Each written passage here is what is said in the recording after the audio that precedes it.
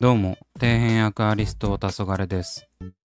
皆さん、以前アップした気鉱石を増やす錬金術動画を見ていただけたでしょうか。まだ見ていない方は概要欄にリンクを貼っておきますので、そちらから見てやってください。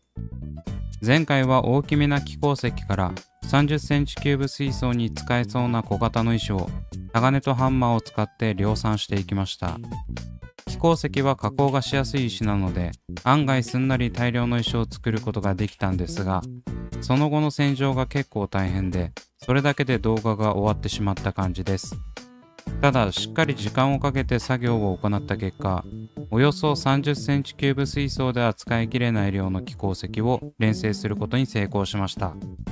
今回はこの大量にあるいい感じのサイズの気鉱石を組み合わせていって、前回お見せしたイメージ図に近いレイアウトを作っていければと思います。なかなか自分なりに頑張ったと思うので、ぜひ最後まで見てやってください。それでは早速やっていくんですが、イメージ図はこんな感じ。手前に左下がりの岩の壁を作り、その奥に手前の岩壁より高くした右下がりの岩壁を作る感じです。その間に水草を植栽することで、手前と奥がはっきりわかるようにしていければと思っています。こうすることで遠近感も生まれるのではないでしょうか。ただ、この構図に関しては、よくある凹構図とか凸構図とか三角構図に当てはまる感じではないので、レイアウトとしては邪道な可能性もあります。レイアウトなんて自分が満足できればそれでいいんで、納得できるように作れればよし。それでは自作仮組セットを使用してレイアウトを行っていきます。まずは奥の岩壁を作っていきます。とりあえず土台を作っていき、そこから肉付けしていく方針です。仮組セットを使うことで、土台さえ作っておけば素材が入らないなんてことはなくなるので、作業がとてもしやすいですね。土台の大きさを把握したら、早速接着に取り掛かっていきます。接着するのに使用するのはもちろん、こちらの上畑の液状接着剤と補助剤です。今回は気鉱石ということで、ブラウンの補助剤を使っていきます。上畑の接着剤のいいところは、素材に合わせた色の補助剤があるところですね。実際、シアーノアクリレートの接着剤という意味では、100均でも同じようなもので代用が可能らしいんですが、補助剤の色や液状接着剤の作業のしやすさを考えれば、妥当な価格設定だと思ってます。それでも補助剤はガンガン使っていかないと、外れたりした時が悲惨なんで、大量に使う必要があって経済的にきついです。そこで自分はこんな感じで、一つの補助剤を3から4分割にして補助剤を増やしています。こうすることで素材同士の隙間に詰めやすくなるとともに、補助剤をガンガン使っても罪悪感がありません。基本的に強固に接着するためには、複数の接地面を確保する必要があるので、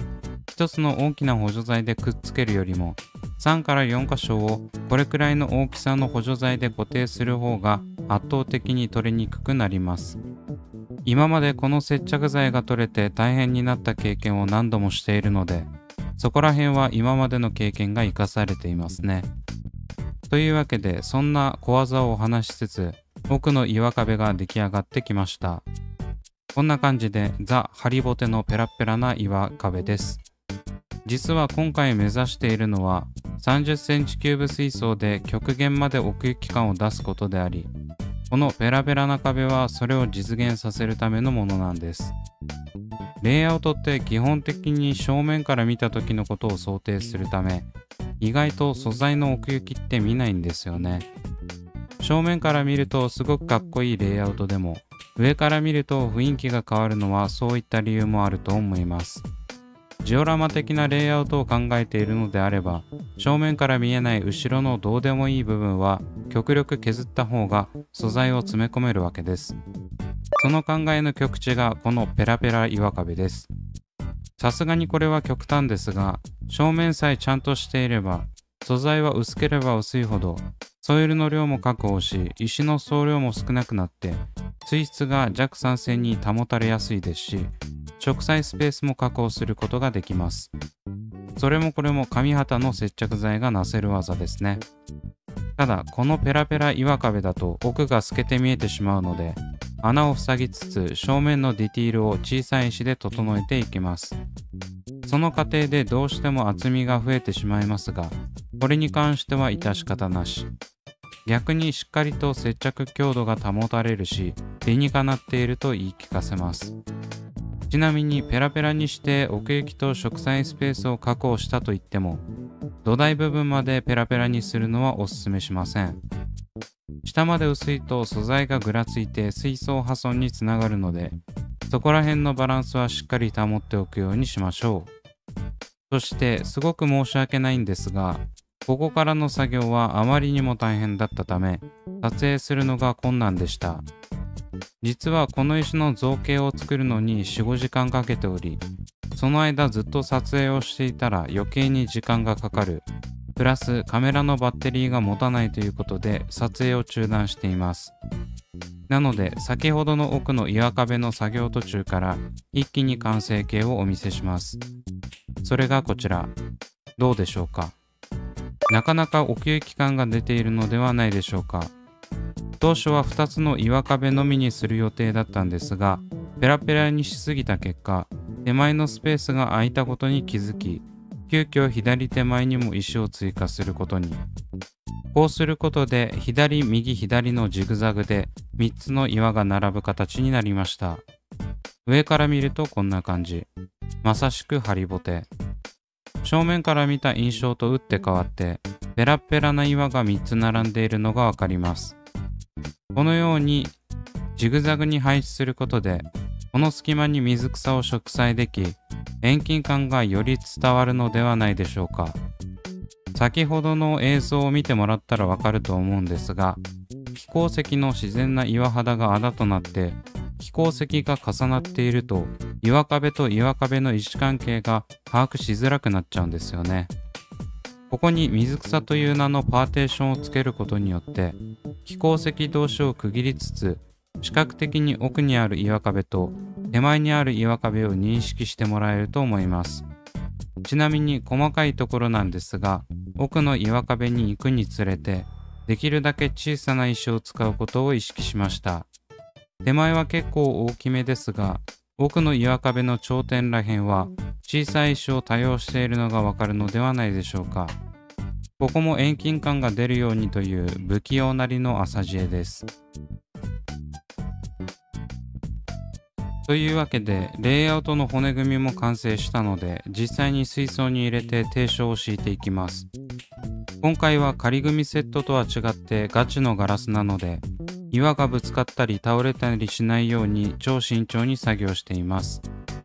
仮組みセットで事前に大きさをバッチリ合わせていたおかげで、ギリギリを攻めることができました。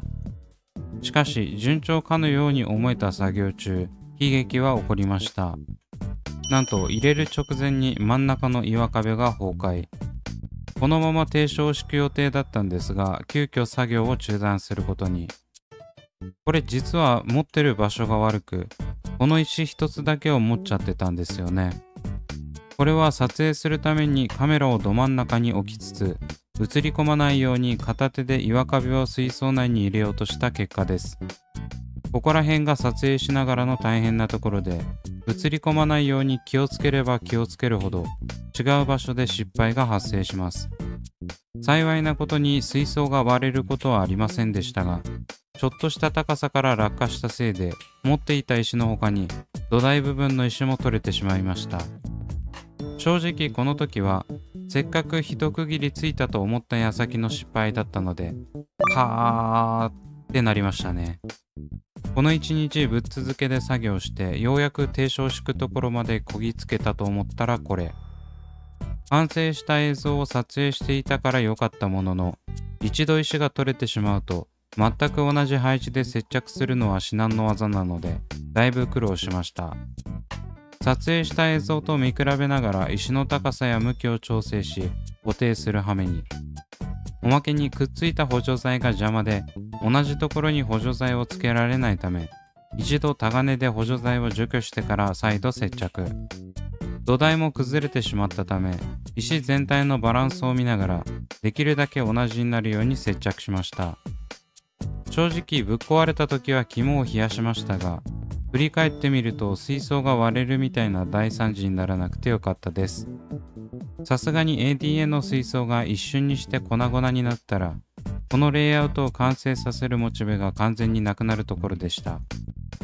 ちなみにこの簡単に見える再接着作業、1時間近くかかってしまい、低床を敷く作業は結局翌日に持ち越すことに。というわけで今回は、できるだけ奥行き感を演出する30センチキューブ気孔石レイアウト水槽の骨組み作成編でした。個人的には今までのレイアウトとはまた違った感じに作ることができたので楽しかったです。まあその分大変ではありましたが、この完成した時の達成感がレイアウト水槽作成のやみつきポイントですね。本当は低床を敷くところまでお見せするつもりだったんですが、尺の都合上次回に続きます。この水槽に注水したらどうなるのか気になる方は、チャンネル登録して行く末を見守っていてください。というわけで今回はここまで。Twitter と Instagram もやっておりますので、そちらも見ていただけると嬉しいです。それではご視聴ありがとうございました。